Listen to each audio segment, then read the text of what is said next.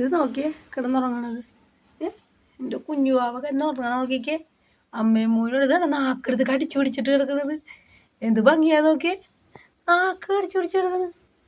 ചട്ടമ്പി ഗുണ്ടുവാണ്, ഗുണ്ടു ഗുണ്ടു എന്നാണ് പേരിട്ടേക്കണത്. എങ്ങനെയുണ്ട്, പേര് കൊള്ളാമോ?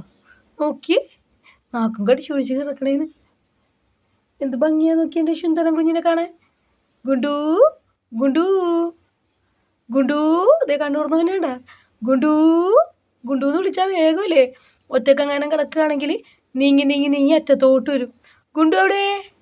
ഗുണ്ടുവേ, ഗുണ്ടു ഗുണ്ടു ഗുണ്ടു ഗുണ്ടു ഗുണ്ടു എവിടെ? ഗുണ്ടു ഗുണ്ടുവേ, ഗുണ്ടു ഗുണ്ടു എവിടെ? ഗുണ്ടു എവിടെ പോയി? ഗുണ്ടു എവിടെ പോയി? ഗുണ്ടു ഗുണ്ടു എന്നൊക്കെ വിളിച്ചാൽ കണ്ണ് ഇങ്ങനെ തുറന്ന് നോക്കും. ആ കണ്ണ് തുറന്ന് തന്നേ ഉള്ളൂ. ഇതിന് താമസിച്ചാണ് തുറക്കണതെന്ന് തോന്നുന്നു.